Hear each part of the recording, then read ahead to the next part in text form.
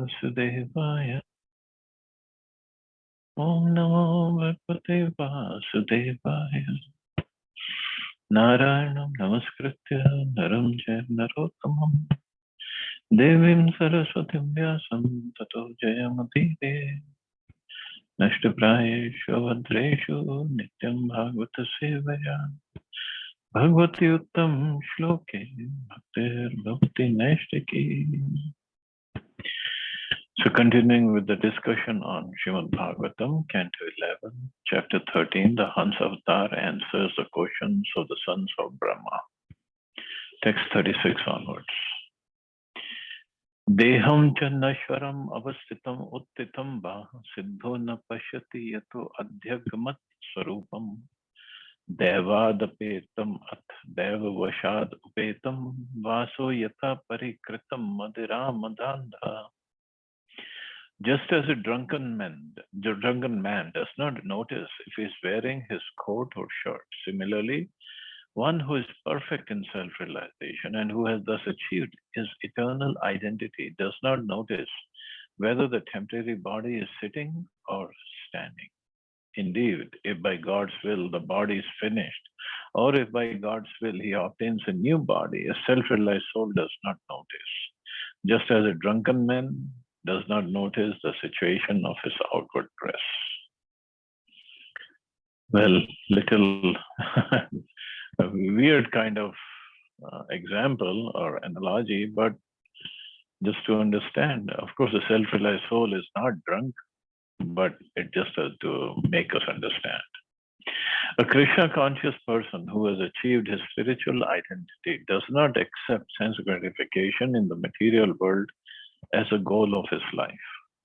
He is constantly engaged in the service of the Lord and knows that the temporary body and flickering mind are material. By superior intelligence in Krishna consciousness, he remains engaged in the Lord's service. The example of a drunken man in this verse is very nice, because here he says, very nice example. It is common knowledge that at mundane social gatherings, men become drunk and lose all awareness of the external situation. Similarly, a liberated soul has already achieved his spiritual body and therefore knows that his continued existence does not depend on the material body. So a liberated soul has already achieved his spiritual body. Important to understand. So this I have explained earlier also. So outwardly, our material body remains material, looks like material. But inside, when we are practicing yoga, whether bhakti yoga, even other yoga also, because it just evolves us spiritually. So then the soul, which is explained as 1/10,000 part of the tip of the hair, but it has a shape. When it shape of whatever our eternal relationship with Krishna is in the spiritual world, when the soul falls, so the shape remains. A soul or the living entity falls from spiritual to material world, the shape remains the same. So then now the soul has become 1/10,000 part of the tip of the hair, and the material body is whatever body he has taken. But when we are engaging in yoga process, then a spiritual body starts growing, and material body, especially the material subtle body, starts shrinking. It's not like we're not going to have mind, intelligence, or ego. That is a material subtle body. We'll have spiritual mind, spiritual intelligence, because the spiritual body has all these elements. Mind, intelligence, ego is there, but it is a real ego that I am Krishna's servant. I have this relationship with Krishna. So whatever we see in the material world, it's all there in the spiritual world and much more. So this spiritual body. So liberated soul has already achieved his spiritual body. He doesn't need any, because that is when we leave this material body. As long as we are there, fine. So when we leave, the spiritual body is already grown, means then he goes back in that spiritual body and leaves the material body here, whether we cremate or bury, for like sannyasis, we bury the body. So he does not depend on the material body. The material body is there for him to function. That's all. A liberated soul does not, however, inflict punishment on the body, but remains rather neutral, naturally accepting his destiny as a will of the Supreme. Deho api deva vashiga khalu karma yavat svarambhakam prati samikshate vasasuhu tam sab prapancham adhiruda samadhi yoga swapnam punarna bhajate pratibuddha vastu. The material body certainly moves under the control of the supreme destiny, and therefore must continue to live along with the senses and vital air, as long as one's karma is in effect. A self-realized soul, however, who is awakened to the absolute reality and who is thus highly situated in the perfect stage of yoga, will never again surrender to the material body and by its manifold manifestations, knowing it to be just like a body visualized in a dream. So this is what material body is, just like a body visualized in a dream. Ultimately, it has no existence spiritually. Although Lord Krishna recommended in the previous verse that a self-realized soul does not give attention to the body, it is clear from the Lord's statement here that one should not foolishly starve or injure the body, but should patiently wait until the chain of one's previous fruitive work has completely exhausted itself. At that time, the body will automatically die according to destiny. The following doubt may then arise. If a Krishna conscious person pays proper attention to the maintenance of the body, is there danger of again becoming attached to it?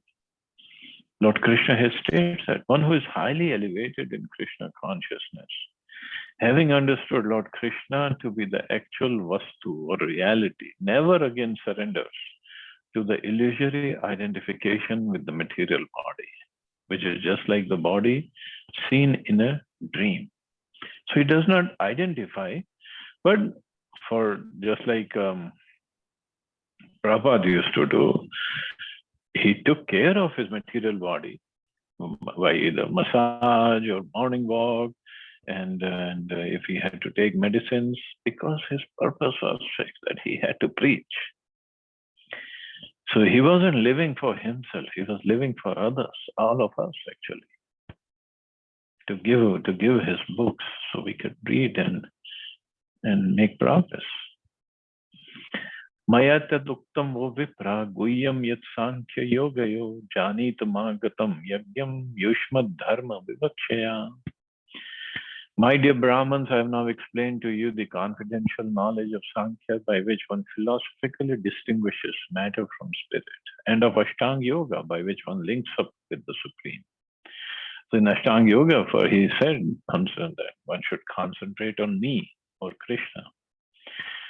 Please understand that I am the Supreme Personality of Godhead Vishnu, and I have appeared before you desiring to explain your actual religious duties.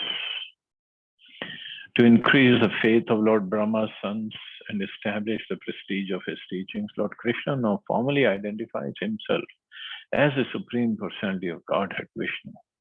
As stated in Vedic literature, Yagyo Vai Vishnu. After explaining the Sankhya and Ashtanga Yoga systems, the Lord clearly answers the original question of the sages: who are you, sir?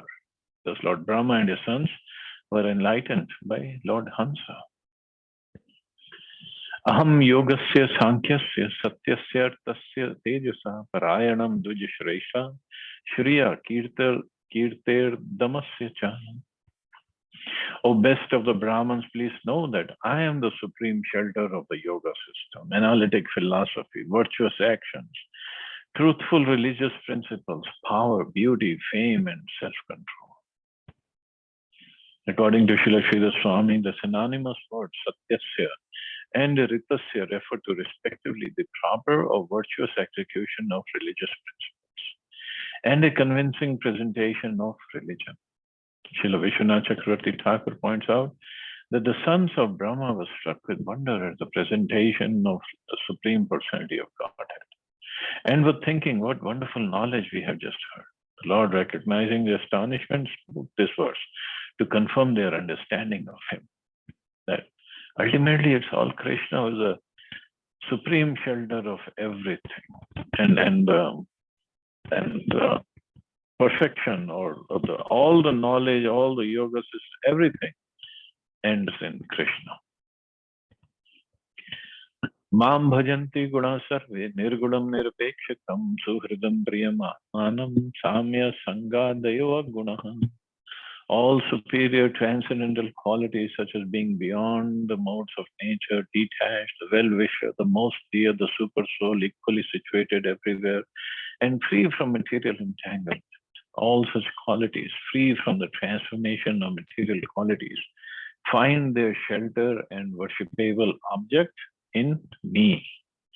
Nowhere else, only in Krishna. Not in any demigod, not in what this Mayavadi say, in Brahm Jyoti or this or that. In me. He is clearly saying in me. Me means person. So Krishna ultimately it's a person, not like when they say, oh, it's Brahm Jyoti, Nirakar, Nirvikar, and this and that. That's nothing.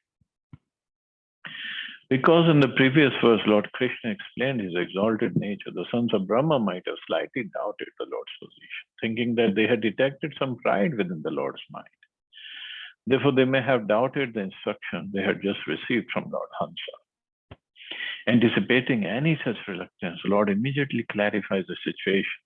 The Lord explains that unlike ordinary living entities, even up to the standard of Brahma, the Lord's transcendental body is not different from his eternal self and has no material qualities such as false egotism. And when Krishna says, surrender unto me, just like in Bhagavad Gita he said, it doesn't mean he is being egotistic or he is just, I'm full of pride. No, it is for our benefit. If I say something like that, yes, it will be pride, but not Krishna. He is speaking the truth. The Lord's transcendental form is eternal, full of knowledge and bliss, and is just nirgunam. Nirgunam means no material qualities in there.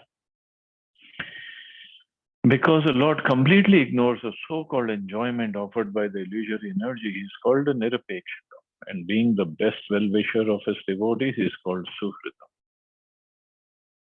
So different words are thus explained here.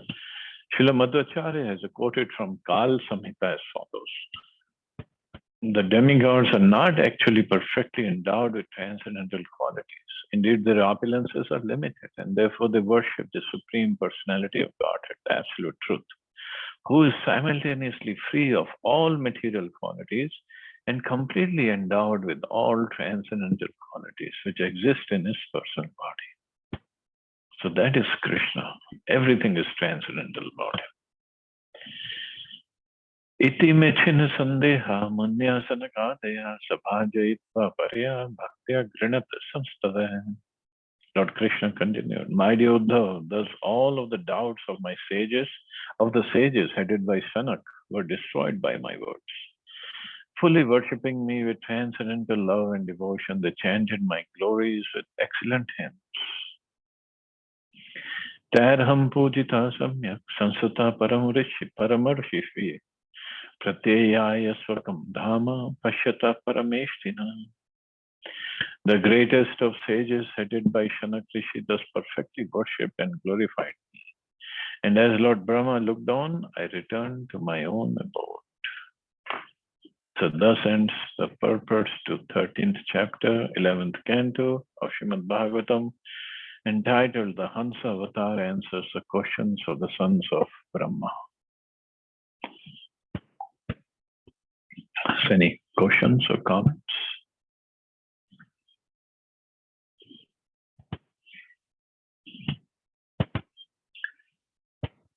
So, I don't, yeah, go ahead. Prabhuji will Yes, continue. please. No, actually next chapter has 46 verses. Okay. And I cannot complete before I leave. Oh, okay. So, well, now with all the festivals coming up, tomorrow is Ekadashi also, and Diwali coming up, and Puja, and this and that.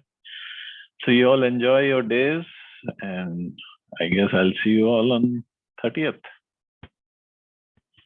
So no more classes till I come back from India.